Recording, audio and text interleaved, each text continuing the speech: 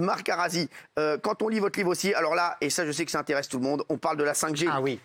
Est-ce que la 5G est plus dangereuse? Parce que la 5G, tout le monde en parle. Alors la 5G, maintenant, est responsable de tout. Alors est-ce que la 5G, elle est dangereuse? Oui, ben elle continue à être dangereuse, parce que la 4G l'était, la 3G l'était, la 2G, en fait, et la plus 5G... que la 4G. Ce qui est problématique, c'est que la 5G va augmenter le niveau d'onde de manière significative. Ouais. Le pire, si vous voulez, c'est que on ne sait même pas encore mesurer la qualité des téléphones portables, parce qu'il y a les bancs d'essai et les normes pour mesurer.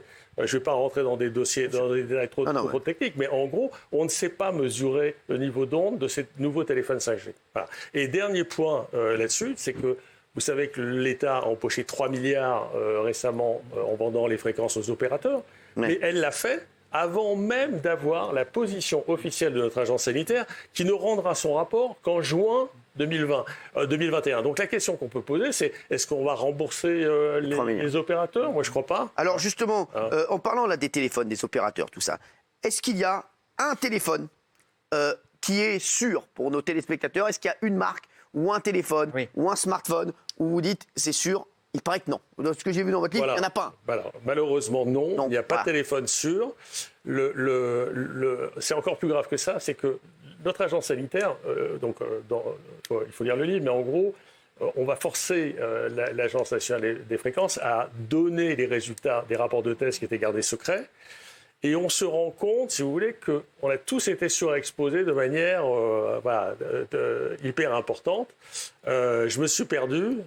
Vous voulez me reposer la question? Est-ce qu'il y a des téléphones sûrs ou pas? Oui, non. Les smartphones, il n'y en a pas. En gros, il n'y en a pas. Et en plus, si vous voulez, ce qu'il faut voir, c'est que l'ANSES, qu'est-ce qu'elle a demandé?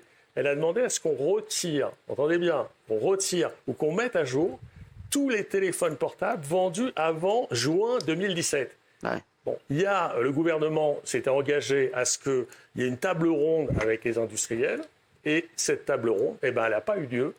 Et aujourd'hui, alors bien évidemment, il y a la question du Covid, mais en gros, le gouvernement, finalement, va privilégier aujourd'hui les intérêts des industriels par rapport à notre santé. C'est ce que vous dites dans votre livre. Hein. Voilà. Et il paraît, vous dites également que tout au long de votre livre, vous expliquez avoir tenté d'alerter les autorités publiques et les médias en vain. Ce sujet a même été classé 4e des sujets les plus censurés aux États-Unis en 2018.